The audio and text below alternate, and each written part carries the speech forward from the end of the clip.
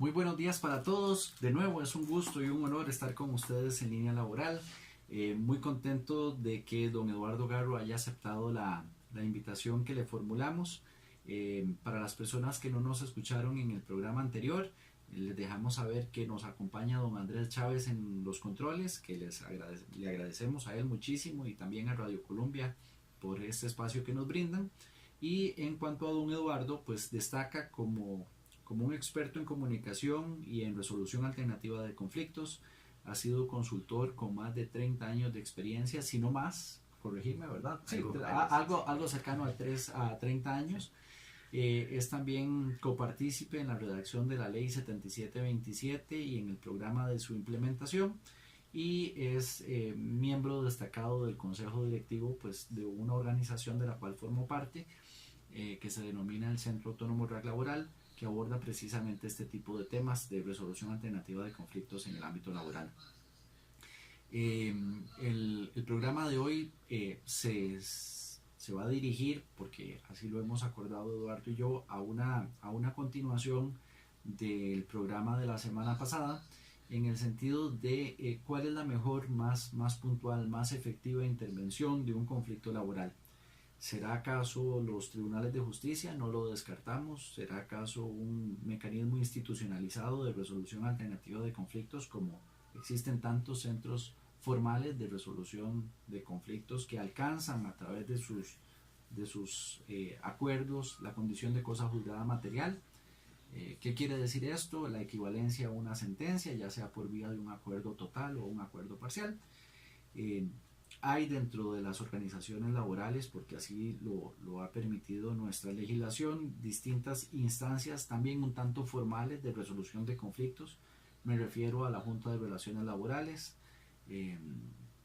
cuya competencia puede ser vinculante o no para el empresario según haya sido constituida, un comité permanente de trabajadores, repito, como lo dije en el programa anterior, un gerente de recursos humanos abocado a la especial atención de este tipo de conflictos, qué sé yo, ¿verdad? Incluso el sindicato, la convención colectiva, la asociación solidarista, los arreglos directos, es decir, figuras hay muchísimas, pero en presencia de un conciliador experto, una persona con características inusuales, especialmente positivas de comunicación como es Eduardo, nos da eso entonces la oportunidad de abordar el tema desde otra óptica, es decir, la resolución no formal, sino espontánea, que puede generar un tercero o las propias partes, si saben cómo hacerlo, de un conflicto que surge como una respiración, como una sonrisa, como un llanto. Nosotros no sabemos cuándo va a ocurrir, pero en cualquier momento eso acontece, y Eduardo nos va a explicar cómo potencializar esa oportunidad de cambio para algo mejor. Adelante, Eduardo. Bueno, muchas gracias, Carlos. Muchas gracias por volverme a invitar al programa. La verdad es que es un honor y es un placer poder compartir algunas ideas como para que se reflexionen, ¿verdad? Porque al final de cuentas no son más que opiniones, pero pueden generar discusión y convertirse en algo más que un simple punto de vista de una persona. Conversábamos en el programa pasado un poco del perfil de conflictividad en algunos sentidos, ¿verdad? Hablando de algunas características de poblaciones que entran al espacio de trabajo. Y en la medida que íbamos avanzando nos íbamos acercando a cómo es que se pueden intervenir efectivamente esas circunstancias. Y como vos decís, hay una serie de mecanismos que ya a través de los años se han desarrollado, ¿verdad? Y ahora que estabas haciendo la introducción, estaba recordando uno de los principios críticos de la intervención, el manejo, el abordaje de conflictos en el ámbito organizacional, que es un poco lo que estamos hablando, y en general es como un axioma de la atención de conflictos, y es que ese manejo, ese abordaje es más efectivo en la medida es en el que esté más cerca del punto en el que se origina en el tiempo el conflicto.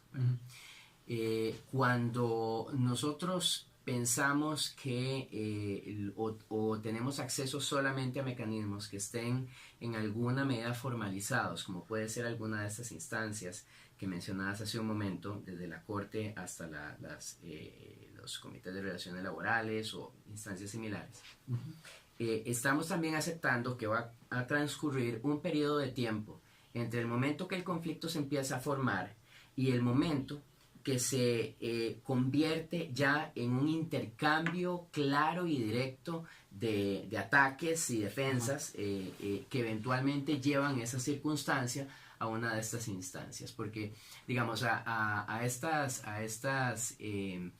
opciones de abordaje o atención de conflictos no llegan situaciones que están gestándose, situaciones donde un equipo de trabajo donde 2 o 3 personas se empezaron a ver mal, o hubo algún comentario que se malinterpretó, o a ver bien, también, sí. Puede suceder, ¿verdad? Los conflictos parten de la aversión y de la afinidad. Así es, totalmente de acuerdo. Pero entonces, cuando se está gestando, nadie lleva una situación de estas a una de esas estructuras que están pensadas para cuando el conflicto empieza a trabarse, empieza a convertirse ya en alguna expresión de guerra entre la gente que lo está viviendo, ¿verdad? Y entonces, esto lo que significa es que estamos aceptando que las diferencias mal abordadas o mal manejadas, o los procesos de cambio que no se han atendido, o las necesidades de cambio que no se han atendido correctamente, se van a transformar en posiciones polarizadas, y esas posiciones polarizadas se les va a dar tiempo para que se escalen y se conviertan ya en un conflicto que merezca la atención de una de estas instancias superiores. Lo que hemos aprendido es que el conflicto debe, o es mejor que sea atendido en su etapa de gestación, de manera tal que podamos recanalizar esas energías destructivas a los aspectos positivos que podría producir, que tienen que ver con innovación, que tienen que ver con mayor productividad, que tienen que ver con un ambiente de trabajo más deseable, un ambiente de trabajo en el que la gente se sienta bien. Pero no sucede. No hemos entendido la necesidad de intervenir a ese nivel. Entonces, en las experiencias que hemos tenido desarrollando sistemas de solución o abordaje de conflictos organizacionales, este reto de desarrollarlos de manera tal que los conflictos sean intervenidos justo en su momento de gestación, cuando ya nos dimos cuenta que hay una diferencia que se está volviendo destructiva, ha sido crítico para que ese trabajo de atender el conflicto resulte en mejoras y en cosas positivas para las personas y para las organizaciones a las que pertenecen. Totalmente de acuerdo. Es un poco como la situación del extinguidor versus llamar a los bomberos. Es un tema de criterio de oportunidad. Yo sí creo, como lo decís vos, que la espera a una atención tal vez más formal, más institucionalizada, lo único que va a hacer es que permitir que el conflicto se escale, que las partes se polaricen, que busquen a terceros que apoyan que apoyan su causa, incluso con estrategias más complejas. Yo creo que en esto hay que nosotros recalcamos en esta frase: la mejor intervención laboral es la intervención preventiva, no la correctiva. De tal forma que si vos o tu empresa o tu organización se han abocado a invertir en capital humano, en formarlos en una buena estrategia, ya sea de negociación o de resolución alternativa de conflictos, la persona va a estar en mejor posibilidad de hacer las preguntas claves en el momento adecuado. Es decir, el típico y clásico ¿por qué y para qué? ¿Verdad? Identifiquemos intereses, no posiciones, empezando por la vía de la negociación directa, o incluso si las partes no lo saben o por el calor de la situación no lo han podido hacer, llega su compañero en la línea de producción, en el recreo, en el almuerzo, no se llama recreo, en el almuerzo, en el tiempo de descanso, y les dice, bueno, ¿por qué no hablamos de lo que pasó en la mañana? ¿Verdad? Y los invita a canalizar esa situación a través de una persona que por lo menos dirija el tiempo del uso de la palabra y demás. Edward, no sé si estás de acuerdo, vámonos más bien a la pausa y seguimos con el siguiente tema sobre este mismo tópico que estamos abordando. Ya regresamos, vamos a la pausa. Muy bien, muy bien. Así como improvisando, ¿Algún tema que que quieras saltar, o un poco coaching, un poco... Bueno, podemos hablar de las opciones que hay para hacer esa intervención orgánica, ¿verdad? O sea, hay trabajo persona a persona con el conflict coaching, ¿verdad? Hay trabajo de facilitación, ya no tanto, no específicamente de mediación, sino de una vez que uno siente que se está formando dentro de un equipo de trabajo alguna tensión, un proceso de facilitación de diálogo como para ir generando mutuo entendimiento, cosas por el estilo. Está la mediación, ya cuando sentimos que está iniciando, digamos, la fase. Regresamos con ustedes. Nos acompaña don Eduardo Garro, especialista en resolución alternativa de conflictos, y justamente con él, antes de la pausa, hablábamos sobre la necesidad de una intervención preventiva de los conflictos laborales, ojalá con inversión en capital humano, que se llama, o en formación del personal, para que, llegado el momento, que no sabemos ni cuándo, ni cómo, ni dónde, pero llegará, surgirá un nuevo conflicto en su organización. Y la idea es, pues, escuchar de parte de don Eduardo algunos esquemas o vías de capacitación, no sé, me imagino a nivel alta gerencia, mandos medios, incluso personal básico de la organización, sobre cómo se les puede formar para que atiendan esta situación de la mejor manera. Y repetimos, como lo dijimos en el programa anterior, no con el fin de aplacar el conflicto ni minimizarlo, sino explorarlo, atenderlo, identificar intereses y oportunidades de cambio que nos ayuden a trabajar y por lo tanto a vivir mejor a todos nosotros. Eduardo, ¿qué tipo, digamos, de esquema sugerís vos? ¿Qué has trabajado? ¿Qué está en boga? ¿Qué es lo que, de cara a esta nueva generación de trabajadores, sugerís vos como efecto catalizador del conflicto? Bueno, tal vez lo primero es pensar en un esquema de pares, es decir, muchas veces nosotros asociamos el abordaje de conflictos con personas que tienen alguna posición dentro de la estructura jerárquica de una empresa o institución. Ajá. Y si bien eso es una opción innegable, usualmente para intervenir orgánicamente el conflicto en el momento que se está desarrollando, es una muy buena idea tener una estructura de pares, es decir, que personas que son miembros del equipo de trabajo puedan ayudar en ese proceso. Y aquí estamos pensando en personas que ojalá tengan alguna natural destreza para conectarse con otras personas, para desarrollar buenas relaciones, que tengan algún liderazgo informal. Y cuando ya tenés gente así, o si no la tenés, puedes pensar en entrenar personas del equipo de trabajo que deseen asumir esa tarea. Hay varios esquemas. Por ejemplo, está el conflict coaching, que la verdad es que siempre me ha costado traducirlo, porque coaching no es una palabra que es usual en el idioma español, entonces uno termina usando el anglicismo, ¿verdad? Palabra en inglés, pero bueno, lo que significa es que vas a tener algún coach, alguna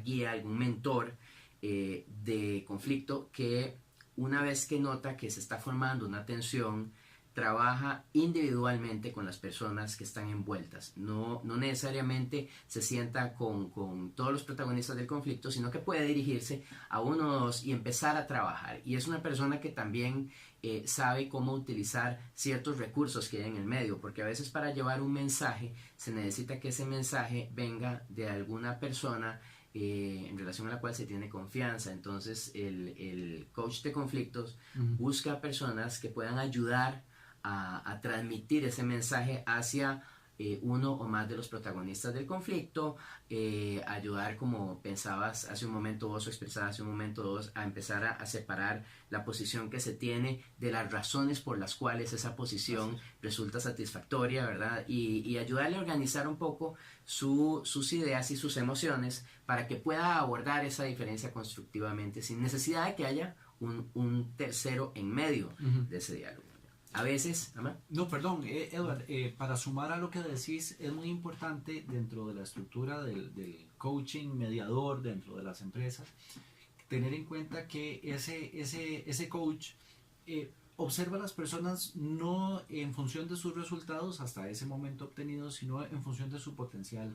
muchas veces las personas nos autolimitamos, ¿verdad? Con una estructura mental donde vos o yo o usted decimos, no, yo no puedo más. Y entonces es el coach a través de preguntas concretas, a través de la generación de empatía, del respeto, de generar el ambiente adecuado para que las personas compartan información que logra desbordar el potencial real de esa persona o de dos personas que se encuentran en conflicto. Claro, claro. Un poco es una figura que viene en boga y va de la mano con la teoría de la justicia restaurativa, porque no hace aseveraciones de tipo moralista, no juzga, no pregunta qué hiciste, sino qué es lo que pasa. Y entonces es donde abre un diálogo pues desde una perspectiva no negativa, sino positiva, que de cara a este tipo de situaciones y tomando en cuenta el timing correcto y la intervención más pronta puede lograr un mejor resultado.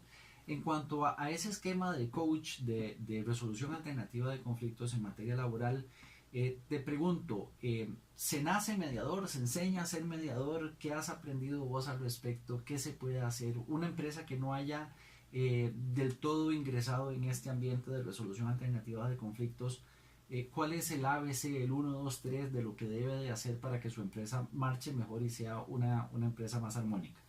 Bueno, este asunto de si se nace o se es, tal vez lo primero que hay que entender es que no hay un modelo o un perfil del mediador, Okay. ¿verdad? Entonces, ya a partir de ahí hablamos de los estilos de mediación, de los perfiles de mediación, y ahí nos vamos a encontrar de todo, ¿verdad? Hay estilos que son más directivos, hay estilos que son más facilitativos, hay personas que son firmes y de carácter en su proceso de trabajo en resolución de conflictos. Hay personas que tienen una personalidad más cálida, más suave, más... yo le digo siempre a mis estudiantes en los cursos de mediación que si fuera porque hubiera un perfil así ideal del mediador, probablemente yo no sería mediador, ¿verdad? Porque no necesariamente cumplo con muchas de las características que se esperaría de un mediador.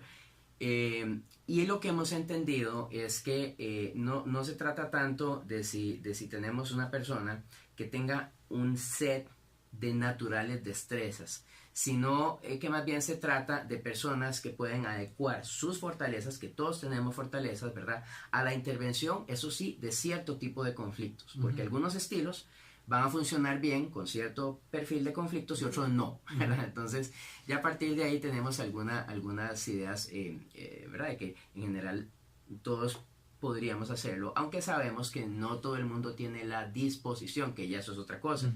Y yo he entrenado gente que termina decidiendo que van a usar eso, no desde la óptica del mediador, sino lo van a utilizar en su hogar, lo van a utilizar en otros ambientes que no son el ejercicio propiamente de la mediación, y eso es porque a final de cuentas es un tema de disposición.